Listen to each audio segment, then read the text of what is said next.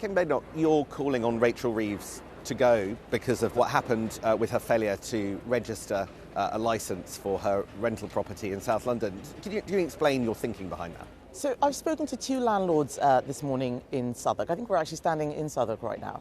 And they've said that they've been paying thousands of pounds to make sure that they comply with the law. This is a housing act that Labour brought in 2004. Rachel Reeves has tweeted about it, saying that she wants it to be extended. It applies in her constituency and here, and yet she hasn't been following the rules.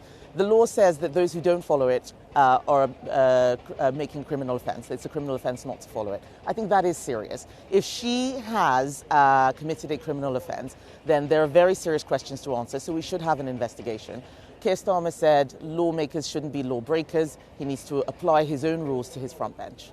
Isn't there an argument that this is relatively low-level red tape and really lowering the bar on calling for people to go? Isn't there a danger in that? Well, let's have a look and see whether it is low-level red tape. That wasn't the bar that they had when they were in opposition. There were loads of minor infractions which Labour jumped on. I'm just asking them to be held by their own standard. These aren't my standards, these are their standards. They are very happy to jump on everybody else. It shouldn't be one rule for them and another rule for the rest of us. Have you ever broken the law?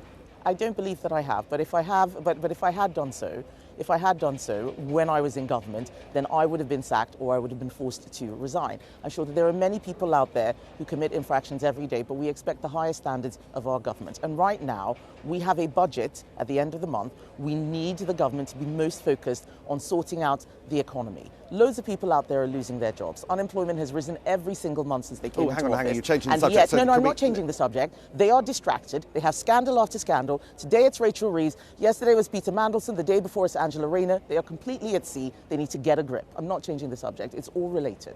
I noticed you inserted the words in government. I just want to try again. In 2008, you guessed the password of Harriet Harman. That appeared to be a potential violation of the Computer Misuse Act. Wasn't that you breaking the law? Well, 20 years ago, yes, it was a summary offence like speeding. Nobody knew about it.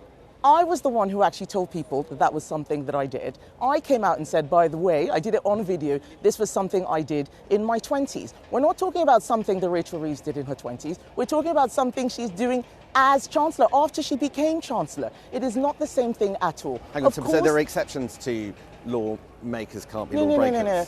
I wasn't a lawmaker at the time, so please don't try and draw a false equivalence. We're not having a historical review of everything that people have done, especially when guessing someone's password was something which I said at the time, a summary offence like speeding. That's what the law was at the time. This is whataboutery. We have a government of people who are repeatedly breaking the law. Angela Rayner. We've had Louise Haigh with her mobile phone thing. It is time for us to start focusing on people's lives. The decisions they make are affecting a lot of people in our country. They're losing their jobs, businesses are closing, people are leaving the UK. We want to bring growth back. We want to talk about the economy. We need the Chancellor to get a grip. But if she can't get a grip of her own paperwork, how's she going to get a grip on the economy? And why do you think Keir Starmer's hanging on to her?